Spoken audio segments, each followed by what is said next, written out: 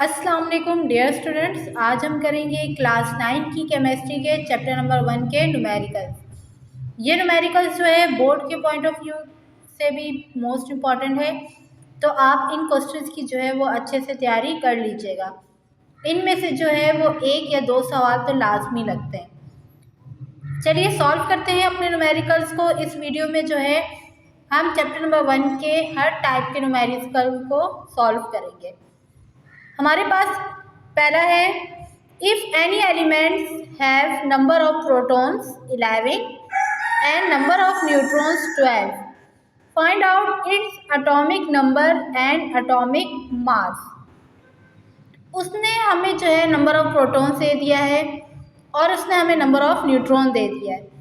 अब उसने हमें कहा कि आप एटॉमिक नंबर मालूम करें और क्या मालूम करें, एटॉमिक मास।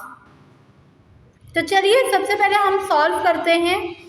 हम सबसे पहले क्या फाइंड आउट, डेटा बनाएंगे। डेटा के बाद हमने लिखा, हमें पता है नंबर ऑफ प्रोटॉन कितने 11, नंबर ऑफ न्यूट्रॉन कितने हैं 12। अब हमें क्या मालूम करना है, एटॉमिक नंबर और एटॉमिक मास। अब यहाँ हम एटॉमिक नंबर को Z से डिनोट करेंगे और एटॉमिक मास को हम डिनोट करते हैं कैपिटल A से। हमने सॉल्यूशन लिखा। अब यहाँ पे क्या बात हो रही थी, नंबर ऑफ प्रोटॉन और नंबर ऑफ न्यूट्रॉन। तो हम एक बात जानते हैं कि जो हमारे पास एटॉमिक नंबर होता है वही हमारे पास नंबर ऑफ प्रोटॉन होता है। तो हमने सॉल्यूशन के बाद लिखा, as we know atomic number Z is number of proton, कि जो हमारा एटॉमिक नंबर है वही तो हमारा नंबर ऑफ प्रोटॉन है। तो हमारे पास Z क्या आया, 11। क्यों? क्योंकि हमारे पास नंबर ऑफ प्रोटॉन कितना था, 11। तो यही हमारा एटॉमिक नंबर है। सेकंड चीज़ हमें क्या मालूम करनी थी, एटॉमिक मास। तो एटॉमिक मास मालूम करने के लिए एक फार्मूला होता है। एटॉमिक मास को क्योंकि हम A से डिनोट करते हैं, is equal to atomic number plus number of neutron. अगर इजी वे में देखा जाए तो एटॉमिक मास जो है वो बराबर होता है number of proton plus number of neutron. तो अगर हम बात करें, नंबर ऑफ प्रोटॉन कितना है 11 प्लस नंबर ऑफ न्यूट्रॉन कितना है 12। 11 में 12 प्लस किए तो हमारे पास एटॉमिक मास कितना आया 23। नेक्स्ट हमारे पास क्वेश्चन नंबर 2 है, how many number of protons and neutrons are there in an atom having atomic number is equal to 40, atomic mass. हमने पढ़ा था कि हम A को किससे डिनोट करते हैं, एटॉमिक मास से, जो कि हमारे पास कितना है 40, और Z हमारा क्या होता है, एटॉमिक नंबर, जो कि हमारे पास क्या है 20। अब पहले सवाल में हमें क्या था कि हमारे पास number of proton neutron given थे और हमें एटॉमिक नंबर और एटॉमिक मास फाइंड आउट करना था। इस सवाल में उन्होंने हमें कहा कि आप number of proton number of neutron मालूम करें और हमें एटॉमिक मास और एटॉमिक नंबर गिवन है। डेटा बनाया तो हमारे पास एटॉमिक मास कितना है 40, एटॉमिक नंबर जिसे हम Z से डिनोट करते हैं वो कितना है 20। फाइंड क्या करना है, number of proton and number of neutrons. Solution लिखा। अब हम जानते हैं कि जो हमारे पास एटॉमिक नंबर होता है वही हमारा नंबर ऑफ प्रोटॉन होता है। तो हमने लिखा, as number of proton is Z is equal to 20। तो नंबर ऑफ प्रोटॉन हमारे पास क्या आ गया 20 आ गया। अब हमने क्या मालूम करना है, नंबर ऑफ न्यूट्रॉन। जैसे कि हमने एक फार्मूला यूज़ किया था, atomic mass is equal to number of proton plus number of neutron. अब अगर हम देखें तो यहाँ हमारे पास एटॉमिक मास भी है और नंबर ऑफ प्रोटॉन भी है। न्यूट्रॉन हमने फाइंड आउट करना है।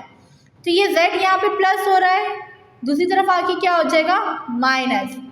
तो N हमारे पास अकेला हो गया क्योंकि हमने number of neutron find out करना है। अब हमारे पास एटॉमिक मास कितना है 40 माइनस नंबर ऑफ प्रोटॉन कितना है 20। तो 40 में से 20 माइनस किया तो नंबर ऑफ न्यूट्रॉन कितना आ गया हमारे पास 20।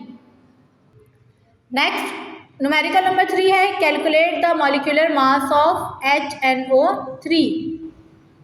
अब ये मोस्ट इम्पॉर्टेंट है अक्सर बच्चों को जो है वो मॉलिक्यूलर मास ना पता होता है और ना फाइंड करने आता है। तो चलिए मॉलिक्यूलर मास हम लोग फाइंड आउट करते हैं। आपको पता है कि कोई भी अगर एलिमेंट हो उसका अपना एक एटॉमिक मास होता है। अगर हम HNO3 की बात करें तो यहाँ इसमें 3 एलिमेंट्स मौजूद हैं। तो ये एलिमेंट्स जब आपस में कंबाइन होकर एक नई चीज़ बनाते हैं तो उसको हम कहते हैं कंपाउंड। अब मॉलिक्यूलर मास क्या होता है हमें पता है, सबका एक एटॉमिक मास है। तो इन सब का टोटल जो होता है इनके एटॉमिक मास का, इन तीनों के, वो कहलाता है मॉलिक्यूलर मास। अब हमने सॉल्यूशन लिखा, हमें पता है एटॉमिक मास ऑफ हाइड्रोजन कितना है 1, यूनिट क्या होती है AMU, एटॉमिक मास यूनिट। अब एटॉमिक मास नाइट्रोजन का कितना होता है 14, ऑक्सीजन का कितना होता है 16। अब इन तीनों का कंबाइन हमने मालूम करना है और वही हमारे पास कहलाता है मॉलिक्यूलर मास। मॉलिक्यूलर मास लिखा, हाइड्रोजन यहाँ पे अगर तादाद देखें तो कितनी है 1, तो एटॉमिक मास भी कितना है 1, तो हमने लिख दिया 1। अब इन तीनों के जो एटॉमिक मास है वो आपस में होंगे प्लस। अब नाइट्रोजन कितना है तादाद में 1 और नाइट्रोजन का एटॉमिक मास कितना होता है 14, प्लस लिखा। ऑक्सीजन यहाँ हमारे पास कितना है 3 और ऑक्सीजन का एटॉमिक मास क्या होता है 16। तो इस 3 को मल्टीप्लाई कर देंगे 16 के साथ, ये दोनों तो सेम रहेगा। 3 मल्टीप्लाई बाई 16 48। तो इन तीनों को जब आपस में प्लस करेंगे तो आंसर आ जाएगा 63। यूनिट क्या आएगी AMU। तो ये है हमारे पास HNO3 का मॉलिक्यूलर मास। आई होप आपको ये अच्छे से समझ में आया होगा। तो चलिए नेक्स्ट न्यूमेरिकल सॉल्व करते हैं। न्यूमेरिकल नंबर 4 है हमारे पास, calculate the formula mass of Al2SO4 और ब्रैकेट है उसमें बाहर क्या है 3।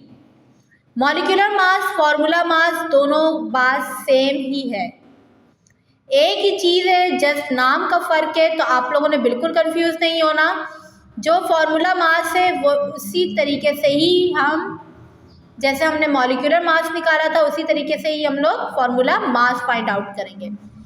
हमने सॉल्यूशन लिखा, हमें पता है Al का एटॉमिक मास क्या होता है 26.98। अच्छा, ये आपका एलिमेंट्स के एटॉमिक मास याद करने पड़ेंगे।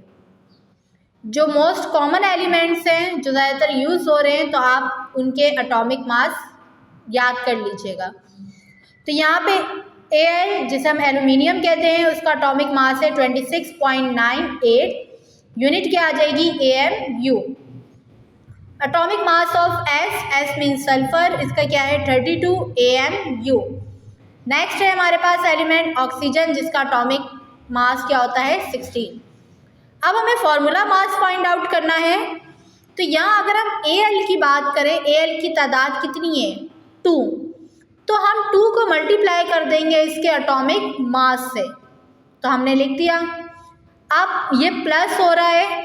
अच्छा, अब ये ब्रैकेट के बाहर जो नंबर है वो S के साथ भी है और O के साथ भी है, तो इट मीन्स S कितना है यहाँ पे 3, तो हम पहले प्लस का साइन लगाएंगे। S के जो नंबर ऑफ तादाद है इसको हम मल्टीप्लाई कर देंगे इसके एटॉमिक मास से, ठीक है।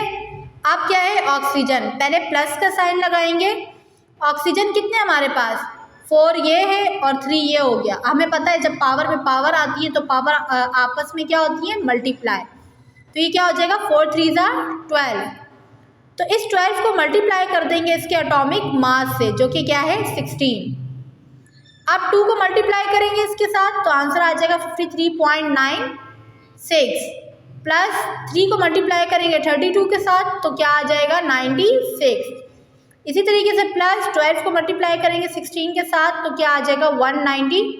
तो जब हम इन तीनों को ऐड करेंगे तो आंसर आएगा 342.14 और यूनिट क्या आ जाएगी AMU। तो सेम जिस तरीके से हमने मॉलिक्यूलर मास निकाला था उसी तरीके से ही हमने फॉर्मूला मास फाइंड आउट किया। नेक्स्ट न्यूमेरिकल नंबर 5 है calculate the number of moles. आपको नंबर ऑफ मोल्स मालूम करने हैं इन 40 gram of Na means sodium और 40 ग्राम आ रहा है तो इट मीन्स ये हमें मास गिवन है। डेटा बनाया, गिवन मास क्या है हमें Na का 40 ग्राम और हमें पता है मॉलिक्यूलर मास तो आपको निकालने की ज़रूरत नहीं है, मॉलिक्यूलर मास हमें मालूम होता है। मॉलिक्यूलर मास कह लें, एटॉमिक मास कह लें, बात एक ही है। तो Na का मॉलिक्यूलर मास क्या होता है 23 AMU। फाइंड क्या करना है हमने, नंबर ऑफ मोल्स। अच्छा एक बात याद रखिएगा, जब भी आप बोर्ड में न्यूमेरिकल सॉल्व कर रहे हो तो आपने डेटा लाजमी बनाना है, ठीक है। डेटे में हमारे पास दो चीज़ें होती है, एक होती है गिवन जो हमें मालूम दी हुई होती है, सेकंड चीज़ फाइंड जो हमें मालूम करनी होती है। उसके बाद हम सॉल्यूशन लिखेंगे। सॉल्यूशन लिखने के बाद हमें पता है number of moles find out करने के लिए एक फार्मूला होता है जो कि क्या होता है, number of moles is equal to given mass upon molar mass. Number of moles को हम डिनोट करते हैं स्मॉल n से, is equal to given mass क्या है हमारे पास 40 डिवाइडेड बाय मोलर मास कितना है 23। तो जब 40 को डिवाइड करेंगे 23 के साथ तो आंसर क्या आ जाएगा 1.73। यूनिट क्या आएगी, क्योंकि ये मोल्स थे तो हम लिख देंगे moles of Na। Next numerical number 6 है what is the mass of 4 moles of CO2।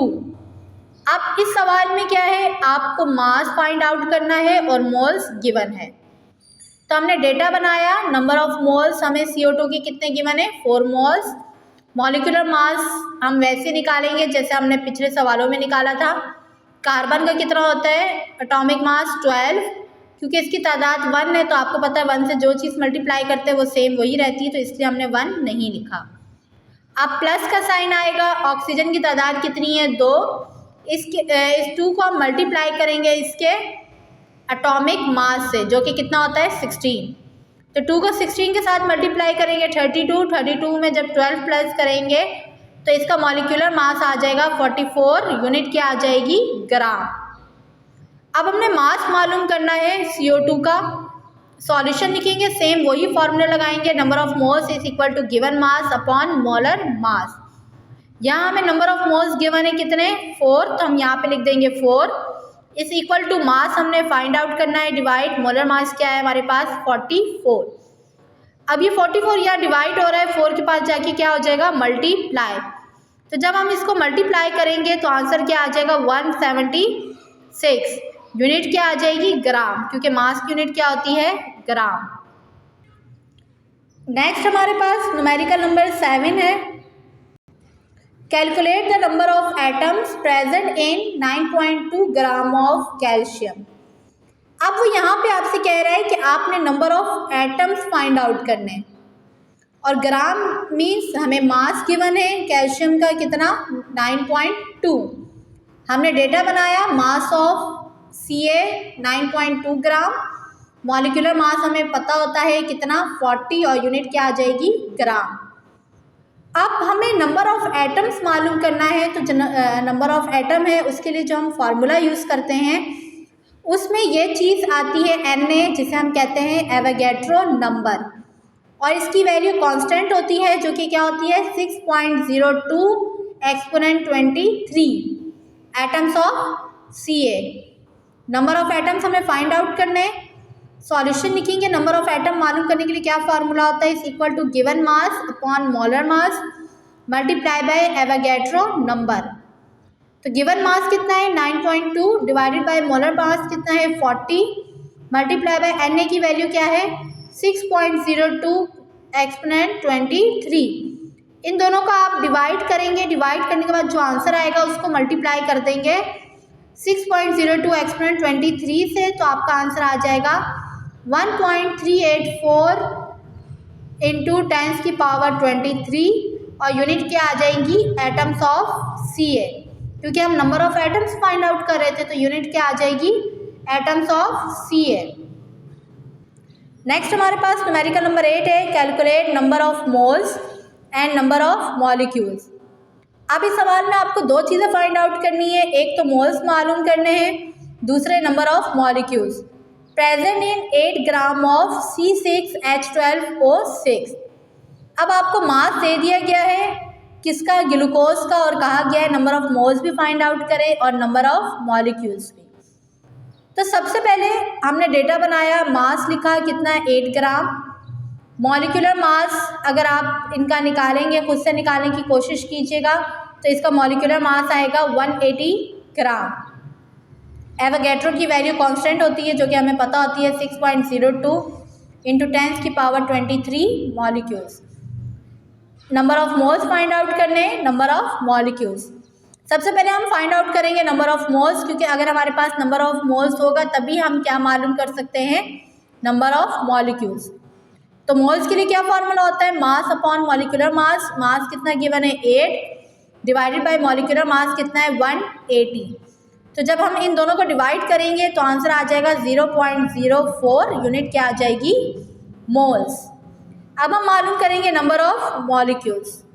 अब हमने नंबर ऑफ मॉलिक्यूल्स मालूम करना है, तो नंबर ऑफ मॉलिक्यूल्स का जो फार्मूला आता है, जो हमने सेम नंबर ऑफ एटम में लगाया था कि given mass upon molecular mass multiply by Avogadro number.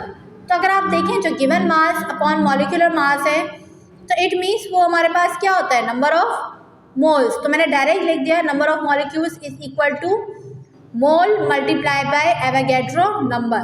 Number of mole हमने अभी मालूम किया था जो कि क्या था 0.04 मल्टीप्लाई बाय एवोगैड्रो की वैल्यू कांस्टेंट होती है 6.02 इंटू 10⁻23।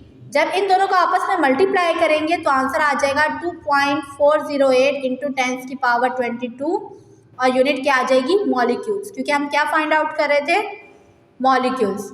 लास्ट न्यूमेरिकल है numerical number 9। A coin of silver Ag having 8.5 gram weight, calculate number of moles of silver in coin.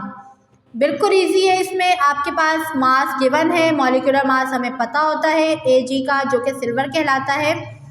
Simple हमें number of moles find out करने हैं। हमने data बनाया, लिखा मास गिवन है हमें, मॉलिक्यूलर मास 107 ग्राम होता है।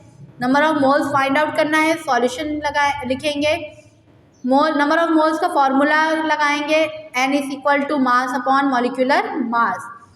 मास कितना है हमारे पास 8.5 डिवाइडेड बाय मॉलिक्यूलर मास कितना होता है 107। तो जब दोनों को डिवाइड करेंगे तो आंसर आ जाएगा 0.07 और यूनिट क्या लिखेंगे, मोल्स।